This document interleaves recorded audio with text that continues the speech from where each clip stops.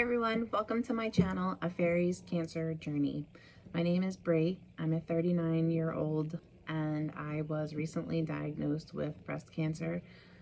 The purpose of this channel and these videos that you're about to follow my journey through are to spread awareness to women and men, because it can happen to men as well, to just check yourself, and if anything ever feels abnormal or not right, or you just know there's something's just off about your body, go get checked. Go to a doctor, get checked, and ask for imaging to try to catch it early if you can. Also, I just want you to follow my journey here so you can see firsthand what it's like to be diagnosed with breast cancer, what treatment you're going to receive or that I'm receiving. You can compare it to your story, and life afterwards. So, and during. I'm also a single mom of one, and that in itself will add to the challenge that God has given me. So I hope you learned something from my videos, and if you were recently diagnosed with breast cancer, I hope this gives you hope and faith that you're gonna be okay. Just stay positive. It's all about your mind, for sure. You have to try your best to just stay positive every single day as best as you can. So yes, we're gonna get into a couple topics today about how did I find out, how was I diagnosed, what kind of breast cancer do I have, what is my treatment plan, and then I'm either going to add it to this video or future videos, so this one isn't too long. What are my thoughts? How am I feeling? What my mind is racing. Some days are good, some are bad. I want to share everything with you because that's reality. Not everything is rainbows and butterflies all the time, as much as we wish it could be. So I hope you learned something from this, and if you do not have cancer of any type, please just be aware of your body. You know your body best, and if something feels off, don't hesitate, don't wait, don't brush it off like it's no big deal. Go get checked, because the sooner you can detect it, the better chance of survival you have.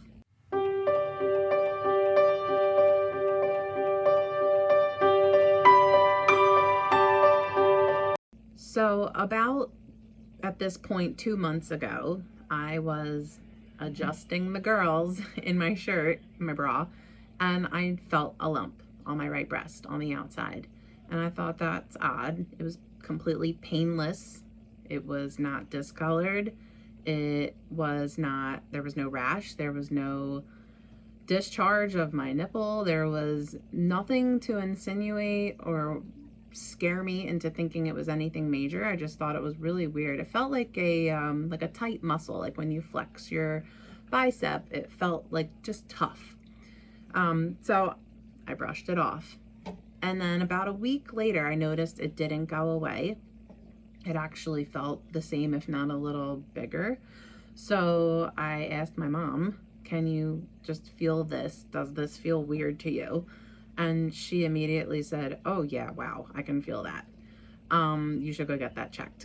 So that was a little scary. So I told her I was actually due for my annual exam with my gynecologist at the end of the month. So I'm like, oh, I'll just wait till I go see my gyno. They'll find it if it's a lump, right? And she said I wouldn't wait. So thank God for my mom, because that's how I got in sooner. So I asked my gynecologist to book an appointment for me for just a breast exam. So I went in and she examined me and had a hard time finding this significantly large lump that I could feel. To me, it felt about the size of a half of a standard chicken nugget. So, I mean, granted, it wasn't that big in real life, but it felt like it was about that big on me, which is significant. She had a hard time finding it, but as she kind of moved tissue around, she's like, well, I do feel something, but it doesn't feel scary. So if that's any consolation, I still want to send you for imaging. I am 39 years old, so I am not of age yet a recommended age to be getting an annual mammogram, or I forget if it's every 3 years, whatever. So she had to put in a request for that mammogram because I was so young. It's not normal for a young person to be diagnosed with breast cancer or need to be screened for it. So I also wanted to note my location of where my lump was. When you are being examined, you're leaning back and your arm is up.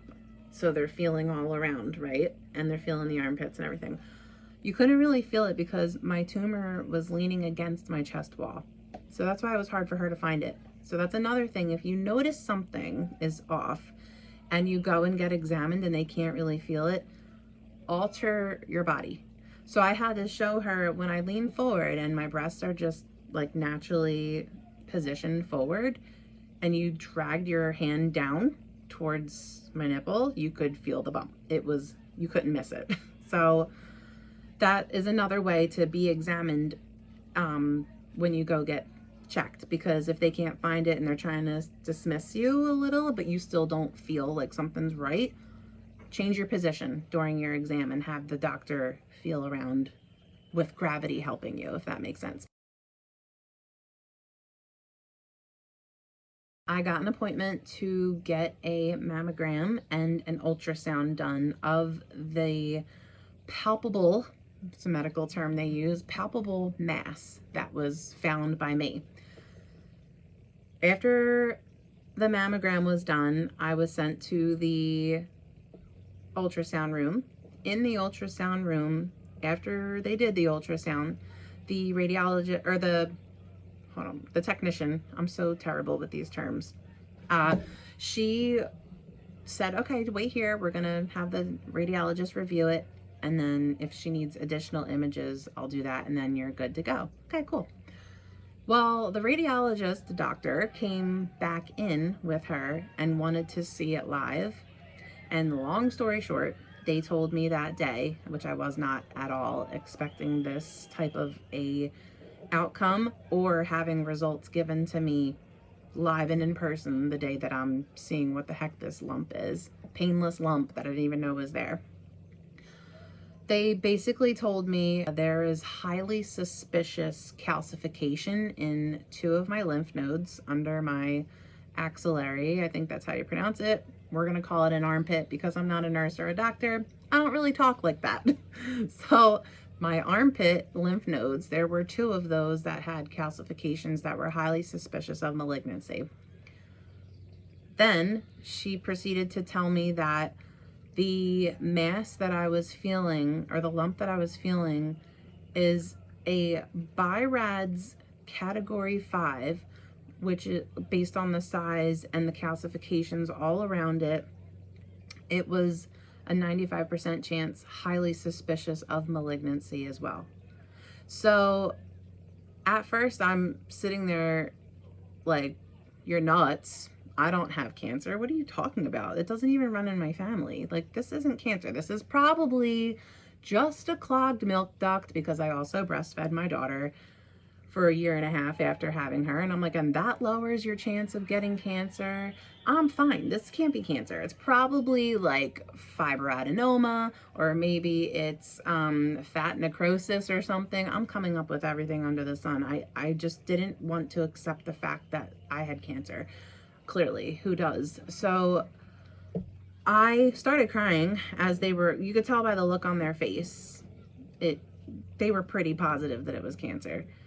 I'm in total shock, and I'm just like, I can't even believe this is happening. Like, are you sure? Like, are you positive that this could be it? And anyway, I ended up needing a biopsy of the lump, as well as a biopsy of the calcifications in my lymph nodes.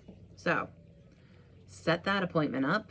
Meanwhile, I am completely overridden with mental anxiety, stress, fear, resentment, anger, also optimism, thinking this is all wrong. It's just going to come back. It's just going to be something silly, like I just need to take an antibiotic or something, or they could just cut it out in surgery, but it's nothing life-threatening, right? So, I mean, I think that's a completely normal reaction. So, especially being a mom, I'm like, you know, this isn't going to take me out, right? This isn't cancer. There's no way. I go and get the biopsy done, and that was done on a Friday. That following Wednesday is when I got the call from the doctor that both biopsies came back positive for cancer. The type of cancer that I have is invasive ductal carcinoma, IDC, with DCIS. So DCIS is ductal carcinoma in situ, can never pronounce that right. Basically, the DCIS portion is in one place. The invasive ductal carcinoma is out. It was DCIS, which is inside of your milk glands. I can't think of the word right now. I don't know why. It's so terrible. Ducts, the milk ducts. Holy cow. They originally were just DCIS, which is basically like a stage 0 cancer, sometimes a stage 1. Very treatable, very curable. Mine broke out of the duct and formed 3 tumors within the duct tissue and on the outside of the ducts on the right side of my breast. They since have, I don't know if they created the calcification, but there is calcification everywhere. Like on the mammogram scan, when you look at mine, I might put a picture up just for informative purposes. It looks like you're looking at the starry, like a star-filled sky at night. It looks like you're looking at a galaxy. There are white dots everywhere. So that the cancer is all over my right breast, basically. Though it's a lower grade, that is all over. The actual tumors are invasive ductal carcinoma. The lymph node biopsies are the invasive ductal carcinoma. So they are calcified. Also, my type of cancer is ER/PR positive and HER2 negative. What that means is ER/PR is estrogen receptive, progesterone receptive positive. So being a female and having a reproductive system of a female is feeding my cancer. It's nothing I'm doing. It's nothing I'm breathing, wearing, eating, the lifestyle I'm living. None of that. It is simply being a woman is what is making this cancer thrive.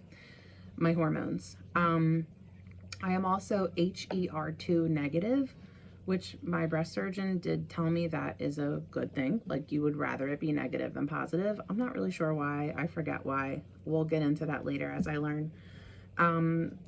So finding this out gave me at least like a diagnosis. So the next step in my journey after finding out, yes, it has been confirmed, you have breast cancer.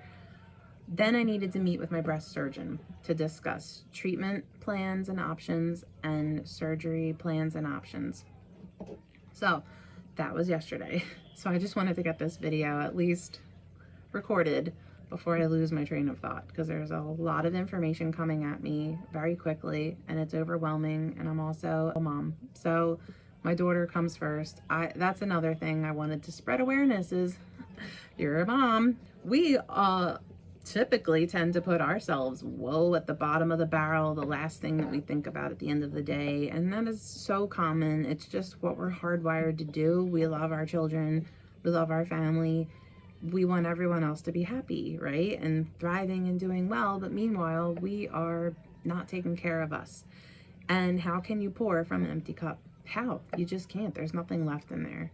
So this is going to teach me a lot about letting other people help me and help me with my daughter as well, and letting me take care of me, because I haven't done that in a long time.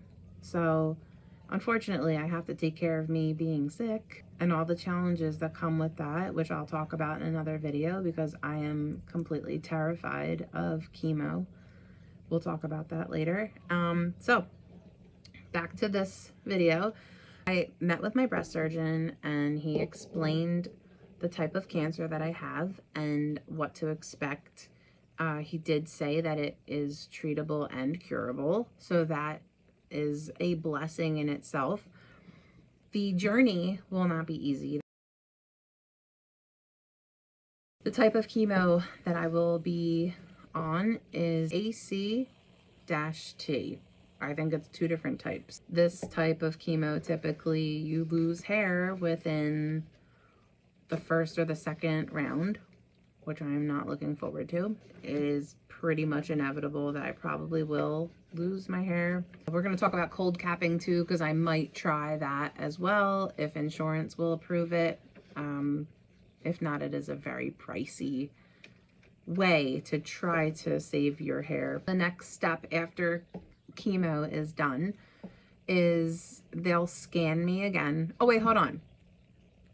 Before I start chemo, sorry, all over the place. Before I begin chemo, I need to have an MRI done, genetic testing, a CT scan, and a bone scan. The MRI is to get a better view of the cancer in my breast and my lymph nodes. Genetic testing is to see if I have any of the now 60 or so DNA genes that have been confirmed and linked to breast cancer. If any of those pull on my test results, bet your butt I am removing both of my breasts, because I am not letting this come back to me. I don't want to worry about it the rest of my life. If I wasn't a mom, I might think a little differently, but I need to be here for my daughter. I need to live as long of a life as I can for her and for myself. I'm not ready to go to heaven yet. So, well, I already told God I'm going to live till 105, right? We got that deal sealed. Okay, so after I get those scans, I'll begin chemo. I will be doing chemo for 8 weeks every other week, so 4 rounds.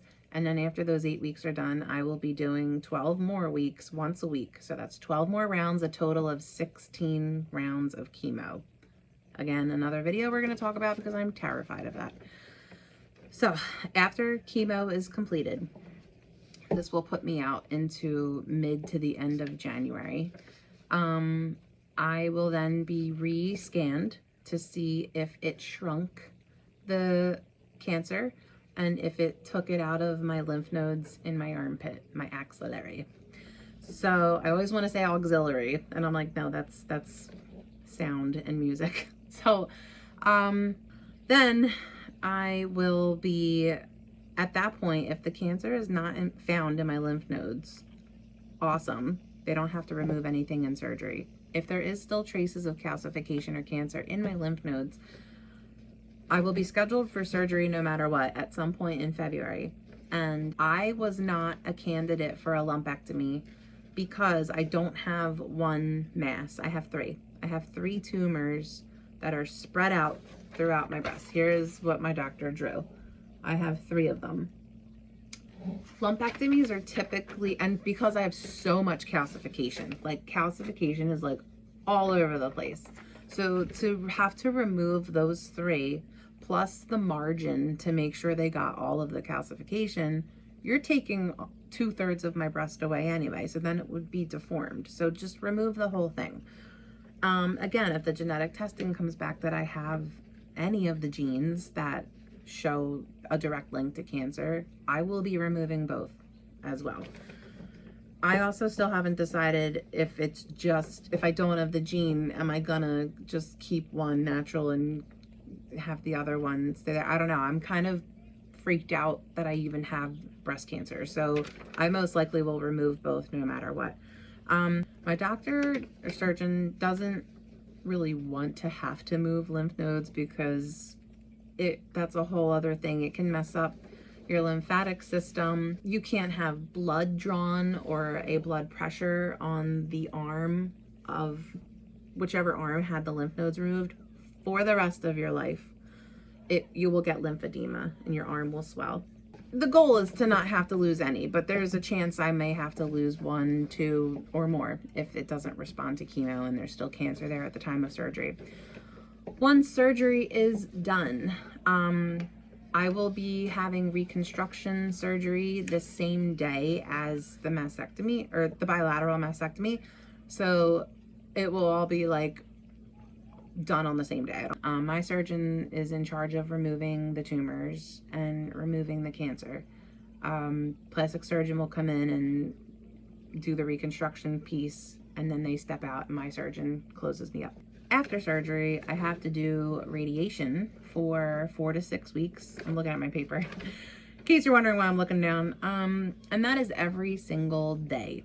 I have to have radiation every single day. I'm assuming just on this area wherever the cancer was present, to just triple confirm that if there was even 1 cell left over after chemo and it survived the chemo, it survived the surgery, it won't survive radiation. Then once radiation is all done, oh, and at this point I should be having regrowth of my hair as well. I'll probably have about, I used to do hair, so this is like a major hit to my heart to have to potentially go bald. And I'm surprised I haven't cried yet, probably because I cried the last like million days. So hair regrowth, we typically grow, human beings, male or female, you grow about 1/2 inch of hair per month. So if I'm done chemo in January-ish, it takes about 3 weeks after chemo for the chemo to leave your body. So I won't be growing hair until probably mid-February. So we'll say March, April, May. I'll be done in May. Done my radiation in May. So I'll have about 1.5 inches of hair on my head. Great. So after radiation is done, I will be on anti-estrogen pills for 5 years. It is an estrogen blocking pill, like a hormone, because my cancer, the type that I have, feeds off of estrogen and progesterone. So if it's estrogen fed and I'm a female and I still have my reproductive organs and my ovaries, my uterus, all of that, I'm gonna keep producing estrogen, and that is what my cancer eats. That's all that makes it grow. So this pill blocks it. It puts like a shield around estrogen. So when the cancer goes to eat it, it can't eat it. The cancer would starve and die, basically, is the point. So that's the plan for now. I meet with my medical oncologist on Wednesday. Today is Saturday, so in 4 days I will be meeting with my medical oncologist, and I will make another video at that point to update you on the whole chemo journey that I have ahead of me. I have to have a port installed in my chest so they don't have to like stick me every time, I guess. I don't know. We're going through this together, okay? We're family, me and you. Whoever's watching this right now, we're family. If you're going through what I'm going through, listen, I feel it. I feel you. I know what you're going through. It's scary. It's very scary. It's nice to know that medicine has evolved to where it's treatable and curable. That's great. It's just going to be such a journey and a challenge to get through this, because it's happening for me right around the fall. So that's like flu and cold season. So I kind of have to hibernate while I'm doing this and avoid being around a lot of people. But these are the things I want to talk about with my medical oncologist, my chemo doctor. My mind is everywhere. So trying to stay on focus for the video. I don't want to lose your attention, but I want to thank you for watching so far. Please keep checking back. I will be posting videos as I go. It may be all at once. It may be consecutive or weekly. I am gonna also track my chemo journey so you can see what happens when you're on chemo. How do you feel? How did I lose my hair or did I not? Am I losing weight or gaining weight? What am I eating? You know, how's my sleep? How's my energy level?